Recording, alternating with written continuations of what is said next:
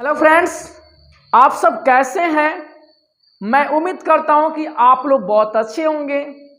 और मैं आज आप लोग के लिए एनसीईआरटी क्लास 10th का ये प्रश्नावली जो है मैथ का, ये 7वां चैप्टर है निशांक ज्यामिति।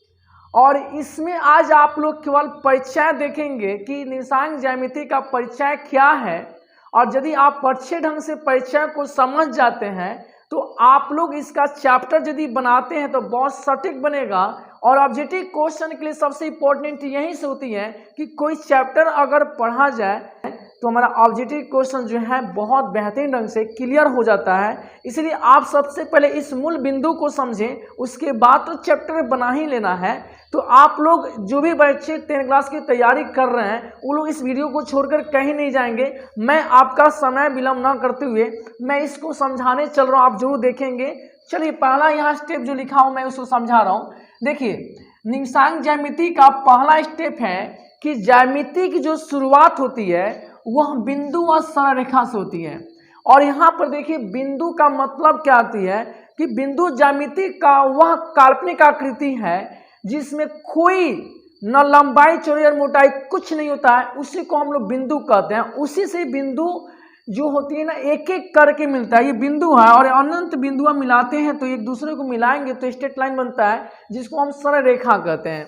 इसलिए आपको बिंदु और सरल रेखा को मिलाएंगे तो हमारा ज्यामिति का शुरुआत होती है। यानी अर्थात कहने का मतलब है कि ज्यामिति का शुरुआत हम कह सकते हैं कि बिंदु से होती है। और बिंदु जो होता है ना, अगर एक एक करके अगर अनंत बिंदु मिला दे तो मेरा एक स्ट्रेट लाइन बनता है जिसको सरल रेखा कहते हैं। तो इस तरह से पहला ज्यामिति का शुरुआत यहीं से स्टार्ट होती है, बिंदु से और सरल रेखा से। अब देखेंगे ज्यामिति में हमें बिंदु और सरल रेखा के उनके नाम से ही हम लोग वर्णन करेंगे। यानी निशांक ज्यामिति का अध्ययन यदि हम जो करेंगे उसमें इस बिंदु और सरल रेखा जो होती है ना, इसी के नाम से हम लोग हूबहू परिचय होंगे, जो आप लोग अभी थोड़ा देर बाद देखेंगे। कहीं आप मिस नहीं करेंगे क्योंकि हमारा बिंदु और सरल रेखा के मिलने से ही हमारा निशांक ज्यामिति का अध्ययन होगा, जो यहाँ पर मैं लिखा हूँ। एक इसमें गणितज्ञ आते हैं जो कि आप पढ़ते तो हैं, क्वेश्चन तो 1000 बना लेंगे, लेकिन शायद इसका मुख्य बिंदु क्या है ये बच्चे को पता नहीं रहता है, जो मैं अपने माध्यम अब तक पहुंचाने की मैं कोशिश कर रहा हूं। तो इसलिए आप इस वीडियो को छोड़कर नहीं जाएंगे कहीं। उसी को हम लोग बीज गणित कहते हैं। और ज्यामिति तो आप जन्म में करते हैं, बिंदु सरल रेखाओं को मिलाने से बनता है, सबसे शुरुआत वहीं से होती है इसका। तो इन दोनों में एक संबंध दर्शाया किसने, रेने देकार्ते, कब 1637 में। इसलिए इनको हम लोग जनक भी कहते हैं, रेने देकार्ते को निशांक ज्यामिति का जनक भी कहते हैं। हो सकता है कहीं आपके एग्जाम ऑब्जेक्टिव क्वेश्चन में इसका कहीं क्वेश्चन आ सकता है, तो आप एकदम आप समझ गए होंगे कि रेने देकार्ते जनक है किनका, निशांक ज्यामिति का। तो आपका ये कंप्लीट हुआ। आगे देखेंगे अब निशांक ज्यामिति है तो है क्या। तो देखिए, निशांक ज्यामिति भी गणित की एक शाखा ही है। हालांकि 1637 से पहले इसको गणित की शाखा में नहीं जोड़ा गया था, क्योंकि इसका अध्ययन तो होगा नहीं था। जब उसका अध्ययन हुआ तो गणित की शाखा में इसको जोड़ दिया गया, जिसमें ज्यामिति का अध्ययन जो है बीजगणित के माध्यम से शुरुआत होती है और उसमें हमारा ज्यामिति को ऐड किया जाता है। दोनों को साथ में संबंध जोड़कर बनाया जाता है, इसलिए बीजगणित के माध्यम से यहाँ पर निशांक ज्यामिति का शुरुआत होती है। अब देखिए, इसके बाद में एक कार्तीय तल आता है। देखिए, कार्तीय तल किसको कहा जाता है, एक तल में, एक तल का मतलब जैसे बोर्ड आप देख रहे हैं ना, एक तल में है, एक भूमि का जो समतल होता है वो भी एक तल में होता है। तो उसके द्वारा भी हम लोग क्या कर सकते हैं, कार्तीय तल को प्राप्त कर सकते हैं। अब देखेंगे, एक तल में जो है 4 चतुर्थांश होती है और 2 अक्ष होती है, जिसको हम कार्तीय तल कहते हैं। अब यहाँ देखेंगे 4 चतुर्थांश और 2 अक्ष क्या है ये समझेंगे। तो आइए यहाँ पर मैं बताता हूँ। देखिए, इसके लिए हमको क्या करना होगा, एक जो ऊपर से नीचे हम बना रहे हैं इसको हम लोग ऊर्ध्वाधर कहते हैं, ठीक है ना। और ये राइट से लेफ्ट जाएंगे या लेफ्ट से राइट जाए, ये हमारा जो होता है ना क्षैतिज होता है। जो समतल में आप सीधे खींचिएगा तो वो हमारा क्या होगा, क्षैतिज अक्ष होगा। इसको हम क्षैतिज बोलते हैं। क्या बोलते हैं, क्षैतिज, क्षैतिज अक्ष बोलते हैं। और इसको ऊर्ध्वाधर बोलते हैं, ऊर्ध्वाधर। अक्ष बोलते हैं। अब देखिए इसका नाम भी है। अब ध्यान दीजिएगा, जब ये दोनों अक्ष, यहाँ ये दोनों रेखाएं जो है एक दूसरे को जब जहाँ काटेगा वहाँ कटान बिंदु बनता है। जब ये रेखा क्षैतिज अक्ष की रेखा और ऊर्ध्वाधर अक्ष की रेखा जब वह एक दूसरे को जहाँ काटता है तो उसको हम कटान बिंदु कहते हैं, जिसका नाम होता है मूल बिंदु, जिसको हम ओ से शुरू करते हैं, तो इसका नाम क्या हो गया? मूल बिंदु। ठीक, अब देखिए इसका अगर हम नाम दें तो इसको x0 x डैश बोलते हैं, यानी x0 x डैश को हम लोग अक्ष कहेंगे। कौन अक्ष कहेंगे? क्षैतिज अक्ष कहेंगे। उसी तरह से यहाँ पर y है, ओ y डैश को हम ऊर्ध्वाधर अक्ष कहेंगे। आप यहाँ तक समझ गए। अब ध्यान देंगे अगला स्टेप कि x o x डैश को हम एक और नाम से जानते हैं। देखिए यहाँ लिख सकते हैं x o x डैश को हम लोग x अक्ष कहते हैं, x अक्ष, या इसको भुज कहते हैं। ठीक, उसी तरह से देखेंगे y o y dash, y o y dash को y अक्ष कहते हैं, या इसको हम कोटि कहते हैं। आप यहाँ तक समझ रहे हैं ना? बहुत अच्छा। देखिए यहाँ दो चीज हमने बताया, एक्स ओ एक्स डैश को एक्स अक्ष कहिए या भुज कहिए, या एक्स एक्सेस कहते हैं इंग्लिश में हम लोग, वाई ओ वाई डैश को वाई अक्ष कहते हैं या कोटि कहते हैं या वाई एक्सेस कहते हैं। ठीक है ना? तो यहाँ तक हमने दो चीज कंप्लीट बताया। उसके बाद जब यही एक्स अक्ष और वाई अक्ष जब किसी को, जब ये दोनों रेखाएं एक दूसरे को अगर एक बिंदु पर काटता है तो उसको मूल बिंदु बनाएगा।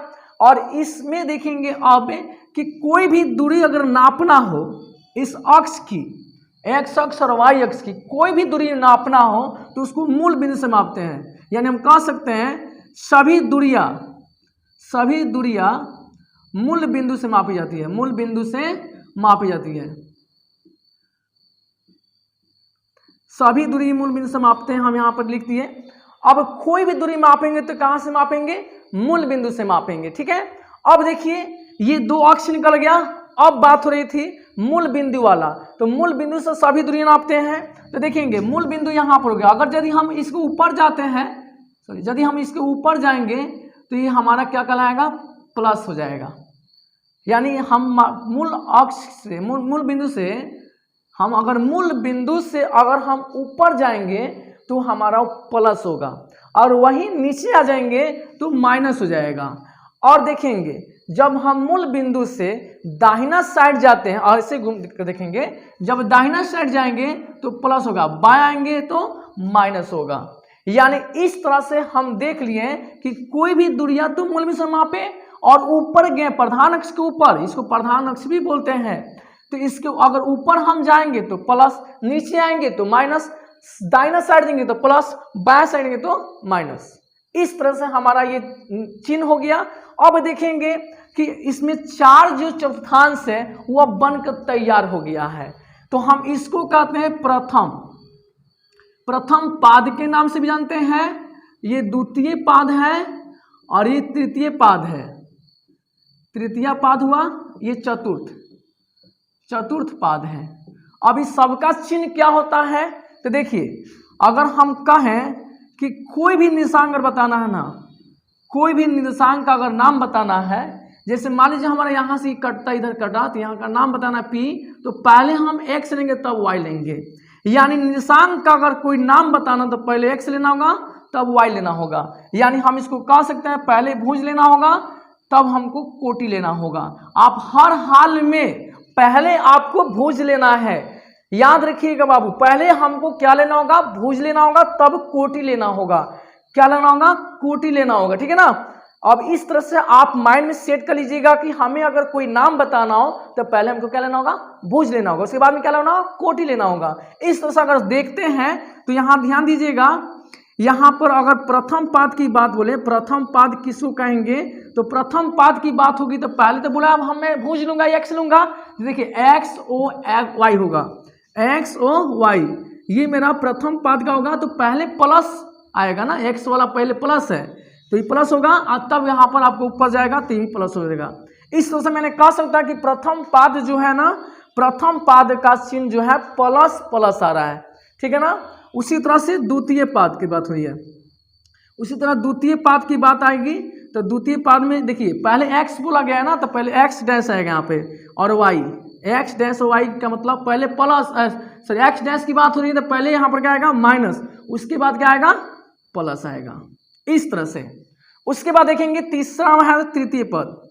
तृतीय पाद होता है तो तृतीय पाद में क्या आएगा, पहले x आएगा तब ना y आएगा, यानी x dash O y dash, क्योंकि ये आप यहाँ से आकर नीचे घूमेंगे ना तो ये भी माइनस है, ये भी माइनस है।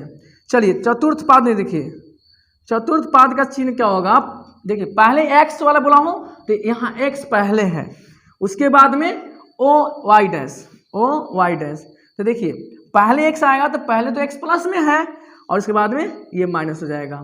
इस तरह से 4 चौथांश हो गया और 2 अक्ष हो गया। तो अब यहाँ ये समझना है कि प्रथम पाद जो होता है ना प्लस प्लस होता है, ध्यान दीजिएगा, प्रथम पाद प्लस प्लस होता है, द्वितीय पाद माइनस प्लस होता है, तृतीय पाद माइनस में होता है और चतुर्थ पाद प्लस माइनस होता है।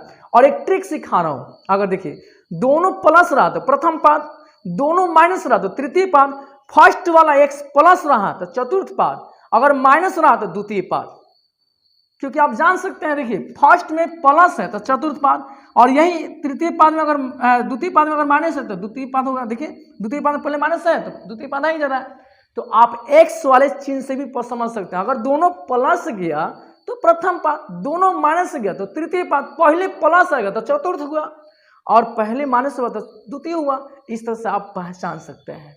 अब देखेंगे इस बिंदु पर, इसे जो 4 पाद है 2 अक्ष है, इस पर अगर कोई हम निर्देशांक देते हैं कि इस पर स्थापित किया जाए तो कैसे करेंगे, तो यहाँ तक समझ में आ गया होगा। तो अब देखेंगे यहाँ पे कि इसका अक्ष पर और पाद में अगर किसी बिंदु को दर्शाना है तो कैसे दर्शाएंगे, ठीक है ना। तो देखिए यदि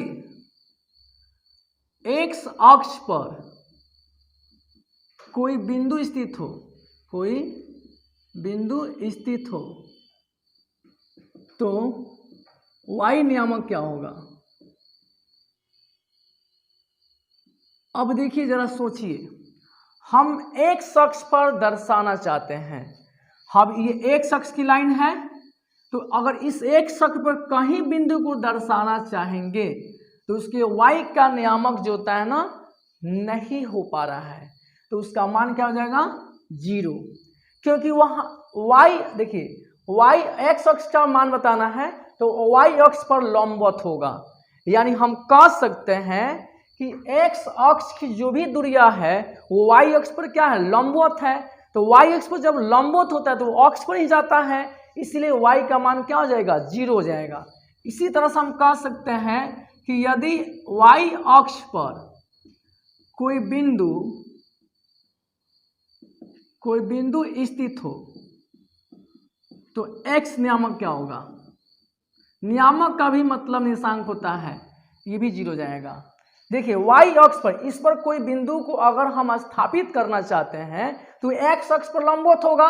मान लीजिए सपोज हमारा यहाँ कोई बिंदु आ गया तो देखिए x अक्ष पर लंबवत है सीधा, चाहे नीचे आ जाए चाहे यहाँ पर आ जाए कहीं भी हो जाएगा तो y x अक्ष पर लंबवत होगा, जिस पर वो लंबवत है उसका मान हो जाएगा 0, तो ये x अक्ष पर लंबवत होगा इसलिए इसका मान हो गया 0।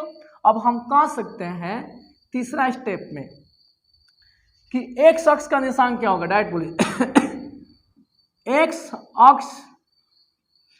अक्ष का निशान, x अक्ष का निर्देशांक, इसका मतलब क्या हुआ कि x 0 जाएगा।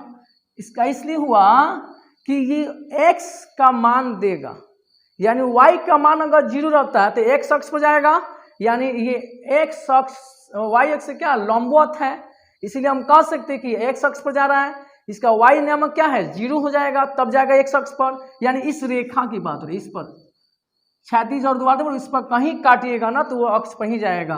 उसी तरह चौथा स्टेप है y अक्ष का निशान क्या हो जाएगा, तो यहाँ पर 0 y हो जाएगा, क्योंकि वो x अक्ष पर लंबवत होगा तो x अक्ष का मान 0 हो जाएगा, y अक्ष पर जाकर कटेगा। इसमें हम एक छोटी सी बात भी बता रहा हूँ, जैसे कि आप खेत देखिएगा ना, खेत में जो होती है ना ये आरी हम लोग बोलते हैं, और इधर जो होता है ना, इधर भी खेत होती है, तो बीच में अगर हम चलेंगे तो आरी होगा, चाहे इधर साइड में चले केनहू चलेंगे तो आरी कहलाएगा, और बीच में क्या होगा, ऑक्स हो जाएगा, ऑक्स में पाद हो जाएगा। इसी तरह से हम कह सकते हैं हमारे खेत की आरी और इसका ऑक्स सेम हो जाता है। तो खेत पर चलना, खेत के आरी पर चलना हमारे ऑक्स के समान है। अगर आपको ऐसा नहीं समझ सकता तो इसे समझ सकते हैं कि हम खेत के आरी पर चलते तो हमारा ऑक्स हो गया और खेत में चलती तो पाद हो गया, ऐसे भी समझ सकते हैं। तो आप देख सकते हैं कि हमने एक तरीका से बताया याद करने के लिए।